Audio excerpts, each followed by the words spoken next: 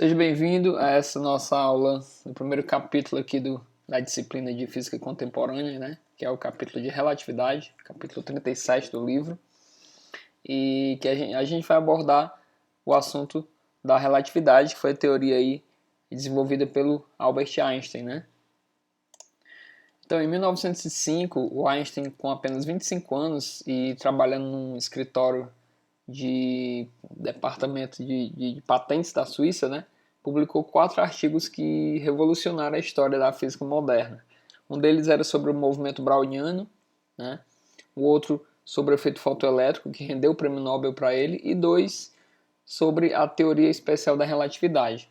Esse ano foi tão importante para a física, 1905, que os físicos resolveram partir essa data ao meio, esse ano ao meio, 19/05, para criar o Dia do Físico, né? Por isso que o Dia do Físico é 19 de maio, tá certo? Eles pegaram o ano, eles chamam de ano milagroso de Einstein, né?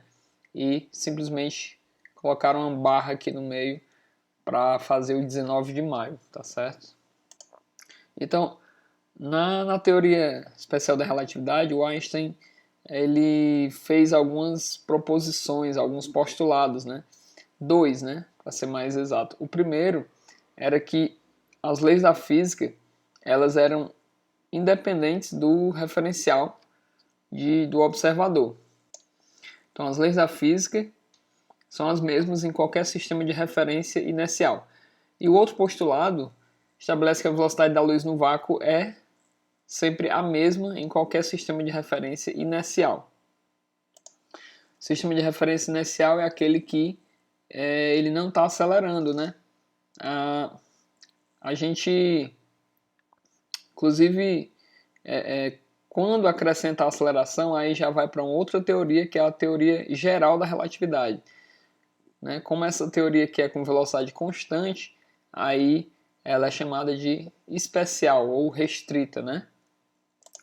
E algumas consequências desses dois postulados são que, primeiro, né, um evento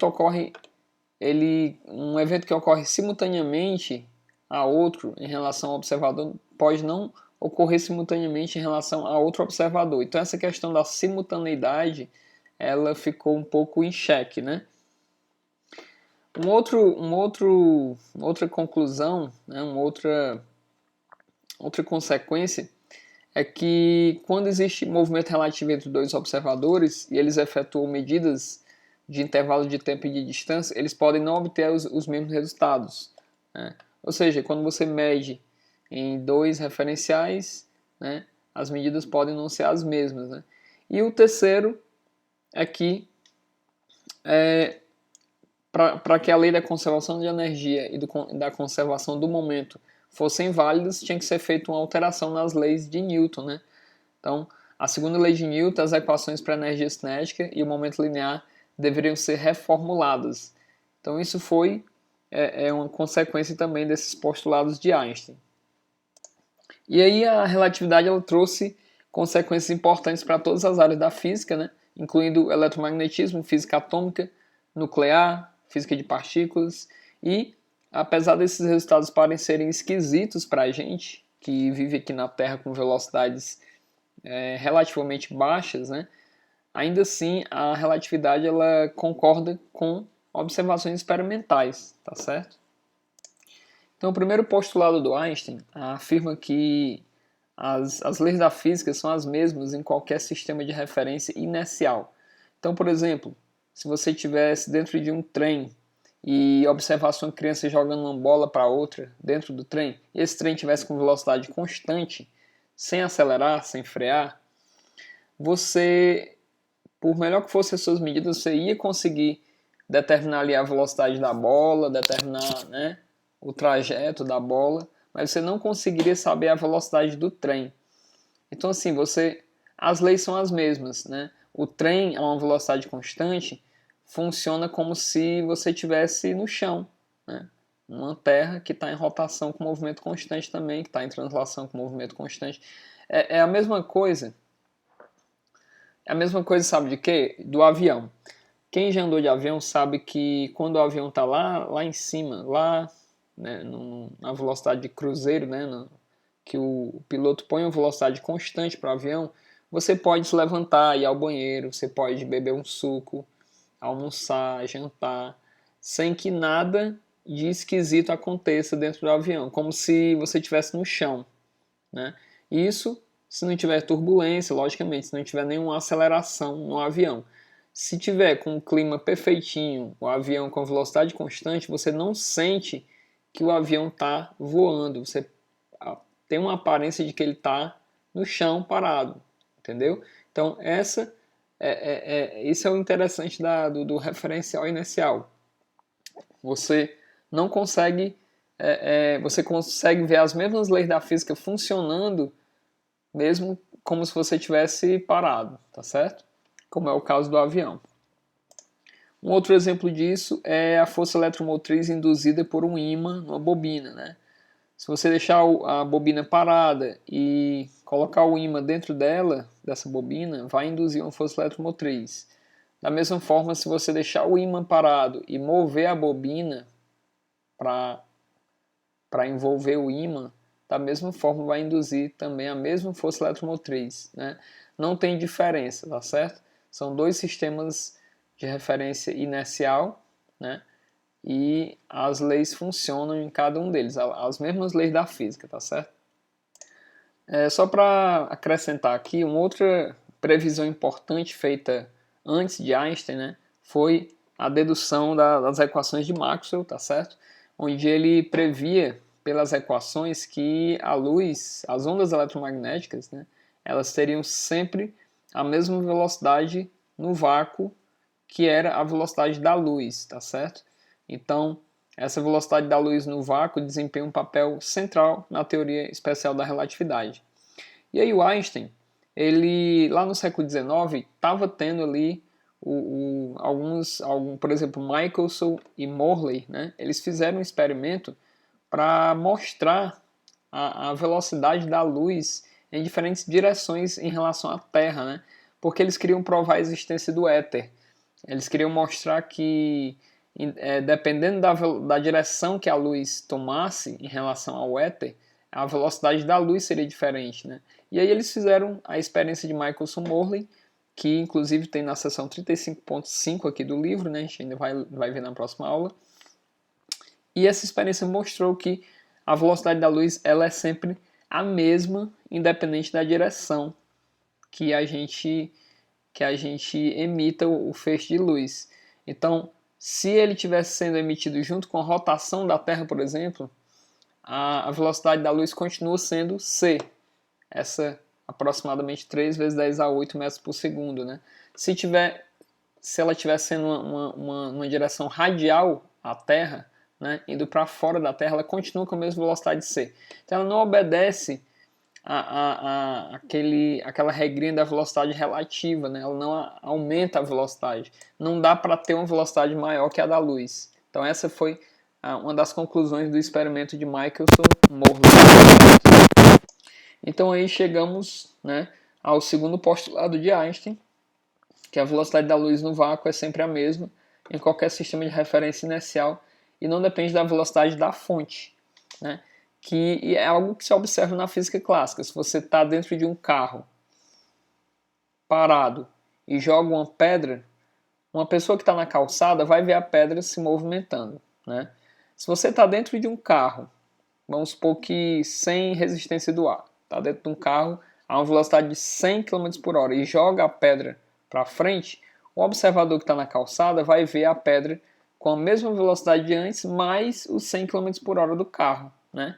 A pedra vai estar mais rápida, porque ela, além da velocidade com que a pessoa jogou a pedra, ainda tem a velocidade do carro somada à pedra. E isso não acontece com a luz. A luz ela restringe a velocidade dela a ser no máximo esse valor aqui, ó, 3 vezes 10 elevado a 8. Ela não obedece a esse princípio, entendeu? E isso foi observado no experimento de Michelson-Morley, né? Inclusive esse experimento foi antes, né, de Einstein.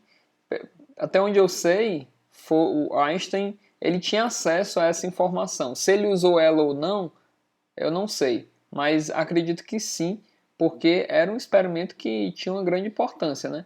que mostrava ali que a luz não tinha variação na sua velocidade, ela sempre tinha o mesmo valor.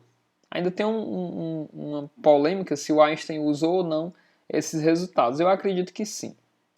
Então aqui tem um pequeno exemplo, né? Ó, na figura 37.2. Aqui tem um Einstein observando da Terra. E aqui no espaço tem uma espaçonave se movimentando a 1000 metros por segundo. E ela atira um míssil com uma velocidade de 2000 metros por segundo em relação a ela, né? E aí a pergunta que fica, qual é a velocidade final do míssil que a gente vai ver? É simples, é um problema básico de velocidade relativa. Você soma a velocidade do míssil à velocidade da nave, que dá 3000 metros por segundo, tá certo? A nave estava a 1000, o míssil foi disparado a 2000 em relação à nave, então a velocidade final do míssil em relação ao observador na Terra, 3000 metros por segundo. Agora, se isso fosse com a luz, se a mesma espaçonave tivesse a 1000 metros por segundo e lançasse um feixe de luz, em vez de lançar um míssil, o feixe de luz tem velocidade c em relação à nave e, no final das contas, o observador na Terra vai ver o feixe de luz, não vai ver o feixe de luz com a velocidade c mais 1000, não vai. Ele vai ver o feixe de luz com a mesma velocidade c. É esquisito? É esquisito, mas é assim que funciona. E, inclusive a relatividade ela tem comprovações experimentais em várias áreas, inclusive no GPS, né, que a gente vive usando aí nos carros e tal. Também em aviões, né, aeronaves, as aeronaves que se movem com velocidade em torno de 1000 km por hora, né? Depois de um tempo, os relógios das aeronaves têm que ser modificados, porque eles estão ali meio que atrasados, né, em relação ao relógio da Terra e tal. Justamente porque a relatividade se aplica dentro do avião depois de longas viagens, né? Não vou dizer que é uma diferença enorme, mas depois de muito tempo de operação, a velocidade dele vai estar diferente sim, o cronômetro dele, o relógio dele, tá certo? Então essa velocidade da luz, ela é uma velocidade limite. Somente a luz consegue, né, as ondas eletromagnéticas conseguem chegar nesse limite. Porque não tem massa. Corpos com massa não conseguem atingir esse nível de velocidade. Como, por exemplo, aqui no início do capítulo, esse cara aqui, ó, lá no Laboratório Nacional de Brookhaven, em Nova York, né, ele acelera os núcleos atômicos a 99,995% da velocidade da luz. Ou seja, ele nunca consegue chegar a 100%. Teve um cara que falou que chegou a 100% lá no Colisor, mas foi um erro, né? Foi um erro experimental. E nunca ninguém conseguiu passar dessa velocidade limite, que é a velocidade da luz, para a matéria, pelo menos. Assim, na verdade, a luz também não passa, né? Tem no máximo esse valor. Essa é a velocidade limite para qualquer corpo, né? Qualquer entidade física. Então aqui a gente vai passar para a parte das transformações de Galileu, né, para as coordenadas. Imagina que dois sistemas de coordenadas bidimensionais, certo? Ó, eu tenho um sistema com eixo x e y, e tem um outro sistema x', y', que está se movimentando com velocidade relativa em relação a esse sistema, esse primeiro sistema aqui. E na origem, tanto o O quanto o O' coincidem para t igual a zero, tá certo? E aí, pelas transformações de Galileu, a gente sabe que essa equação é verdade, certo? Onde o é a velocidade. Esse x, né, x vai ser igual a x' mais a velocidade u vezes o tempo. Isso aqui é aquela famosa equaçãozinha do sorvete, né? Variação do espaço é velocidade vezes o tempo. E logicamente que o y se mantém o mesmo e o z também, que a gente nem colocou z aqui, né? Se você derivar dos dois lados aqui, ó, dx dt em relação ao tempo, dx dt igual a dx' dt mais derivada de ut em relação ao tempo é u, é a própria velocidade.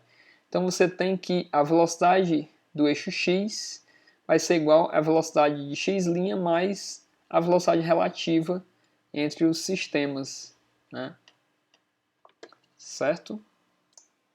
Só que, pelo que a gente viu ali, a velocidade no eixo x é igual à velocidade no eixo x' mais u, né? E isso não vale para a luz, né? Para a luz, o c vai ser igual ao c'. A velocidade da luz num sistema é exatamente igual à velocidade da luz no outro sistema, né? Então a gente tem uma inconsistência. As transformações de Galileu não funcionam para a luz, tá certo? Não funcionam para a luz. Então, assim, tinha que ter sido, isso requeria, né, uma mudança nessas transformações aí, e essa solução envolvia algumas modificações fundamentais nos nossos conceitos, inclusive essa questão da simultaneidade, né? O tempo não é igual para os dois observadores, tá certo? O tempo não pode ser o mesmo, tinha que ter uma mudança nessa escala de tempo, né? Porque a gente tende a achar que o tempo passa igual para mim ou para você, e não é, né? Até tem até uma brincadeira, né? Se você, por exemplo, passar uma hora dormindo ou 1 minuto com o dedo no fogo, o que é que dura mais? O que é que demora mais, né? Isso não é exatamente a relatividade, mas ilustra, né?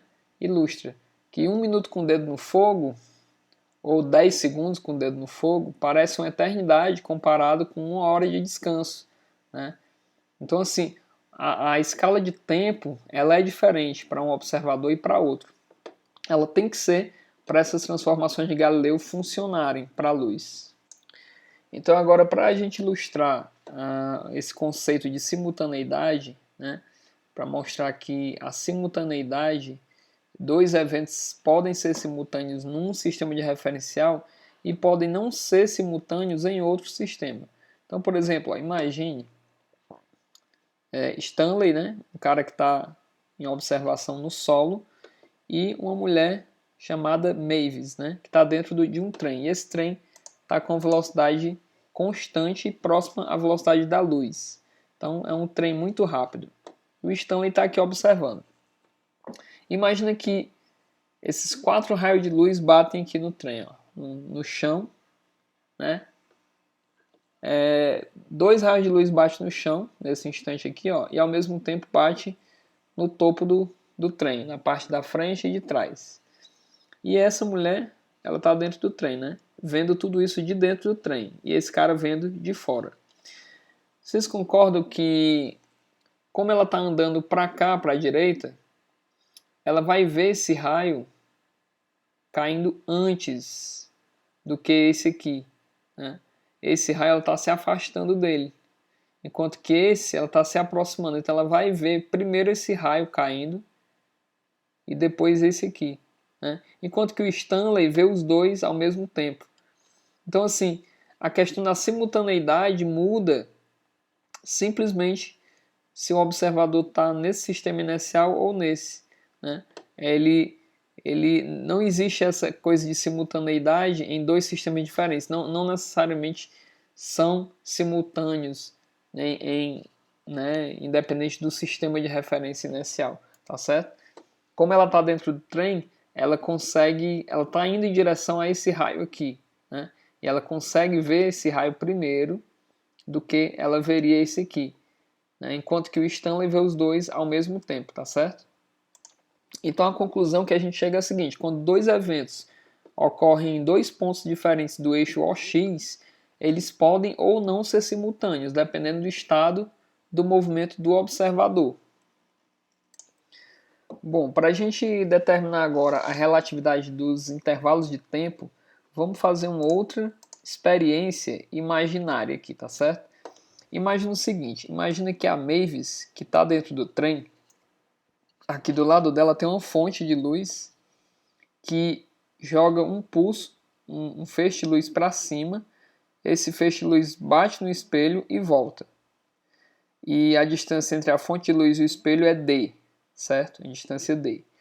Então, essa luz vai até lá em cima, volta, num certo intervalo de tempo, né? Ela percorre esse 2D aqui, ó, D para cima e D para baixo, 2D, em um intervalo de tempo, em um determinado intervalo de tempo com velocidade c, né, para ela que está dentro do trem. Então aí vale essa equação, né? Ó. O ΔT0, o intervalo de tempo que a luz faz isso, faz esse percurso, é 2D sobre c. Isso aqui é uma fórmula simples do movimento uniforme, né? Distância é igual a velocidade vezes o tempo, tá certo? Então o tempo é distância sobre a velocidade. O tempo que a luz leva para fazer esse percurso de ida e volta, ir até o espelho e voltar para a fonte, é a distância que ela percorreu, 2D, sobre a velocidade c. Agora vamos pegar esse mesmo experimento do ponto de vista do Stanley, que está aqui no chão, e vamos supor que ele está conseguindo ver o interior do trem, tá certo? A fonte Olinha, né, ela emite esse feixe de luz para cima e ao mesmo tempo o trem está andando. Então ele vai ver um feixe de luz assim, ó. A luz vai se movimentando junto com o trem, bate no espelho e depois volta, né? É isso que o Stanley vai ver no sistema de referência dele. Essa distância é a velocidade da luz vezes a variação do tempo. A variação do tempo para o Stanley, né? E não para Mavis, para o Stanley. E aí a luz percorre essa distância L mais essa distância L, tá certo? E aqui continua sendo uma altura D, né? Como era no começo aqui. E aqui a gente pode dividir esse triângulo ao meio, tá certo? E aplicar o teorema de Pitágoras, né? Se a gente dividir esse triângulo ao meio, a gente vai ter aí dois triângulos retângulos. Esse cateto de baixo vai ser metade desse valor, né? A hipotenusa vai ser L, e esse outro cateto tem uma distância D.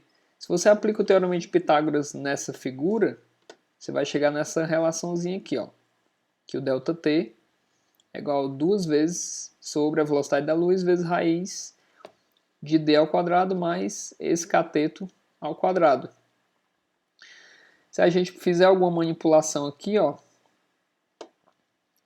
fizer algumas manipulações, colocar o ΔT0 em evidência, né? Eleva ao quadrado, explicita aqui o ΔT, né? Você separa o ΔT em relação ao ΔT0, né? Esse ΔT também vem para cá, ó. Você consegue chegar na chamada transformação de Lorentz, né? Lorentz foi um físico holandês, né? Que é responsável por essas transformações aqui, que Einstein também utilizou. Agora não me lembro bem se foi Lorentz quem deduziu pela teoria do Einstein, né? Acredito que seja isso. Não estou lembrando agora. Fica aí a tarefa para a gente pesquisar, né? Mas basicamente é isso aqui, ó. Os intervalos de tempo não são os mesmos. Se o observador, a velocidade relativa entre os dois sistemas for muito próxima da luz, esse termo aqui não vai ser zero. Ele vai ser um pouco maior que zero. Então esse 1 menos um pouco maior que zero vai dar uma diferença aqui, vai dar os ΔTs vão ser diferentes. Então isso acaba mudando essa questão da simultaneidade, né, das diferenças de tempo, na verdade. Então o Stanley, que está no chão, ele consegue medir o tempo de ida e volta mais longo para o pulso de luz do que a Mavis, né?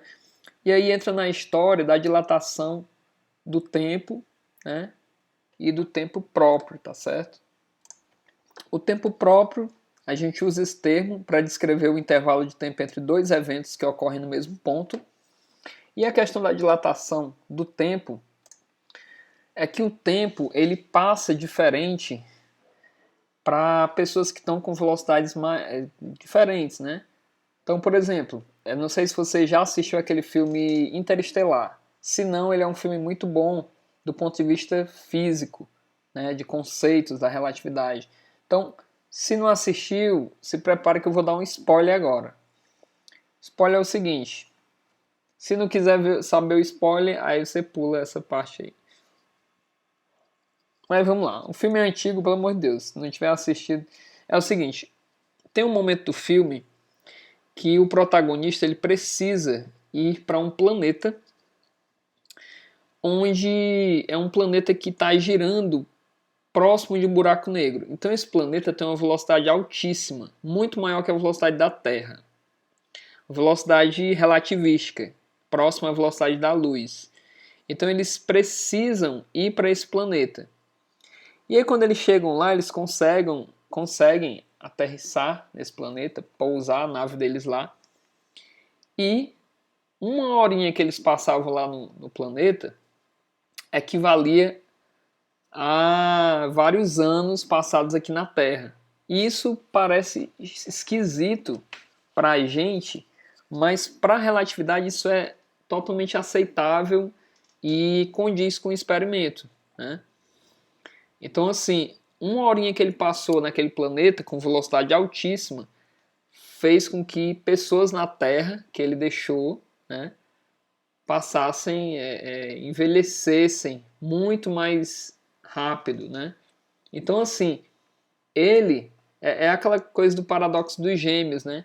Se você tem dois irmãos gêmeos, um deles sai para explorar o espaço numa nave a velocidade próxima da luz. Quando ele volta para a Terra, ele encontra o irmão dele mais velho aqui, porque ele estava numa velocidade menor e ele envelheceu mais rápido, tá certo?